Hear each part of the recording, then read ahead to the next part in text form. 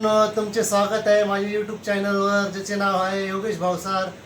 आज तुमच्यासाठी एक सुंदर व्हिडिओ घेऊन आलो आहे, जो मी स्वतः क्रिएटिव्ह केलेला आहे.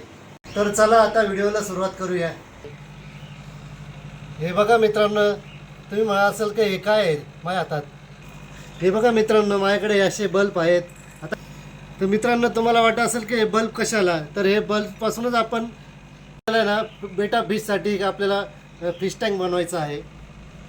तर चला आता व्हिडिओला सुरुवात करूया. हे बल्ब आता बंद झालेले आहे. काहींच्या घरी असतील किंवा नसतील, माझ्याकडे पहिल्यापासून असल्यामुळे मी या बल्बचीच क्रिएटिव्ह करणार आहे. त्या मी सांभाळून ठेवले ते, आणि आता मग त्याच्यापासून मी एक बेटा फिशसाठी आपण एक छोटंसं घर बनवत आहोत. तर व्हिडिओला सुरुवात करूया. मित्रांनो, सर्वप्रथम आपल्याला हा जो बल्ब आहे याच्या पुढच्या साईडला जे होल्डर आहे, ते होल्डरचं जे मागची साईड आहे ती आपल्याला काढायची आहे.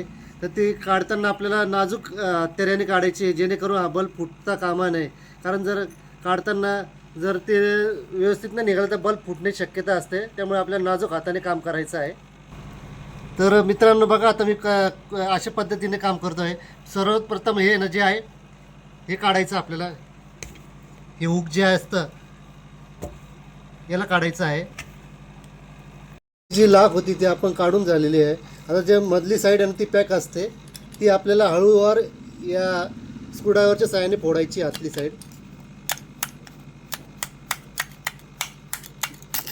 फुटली होते.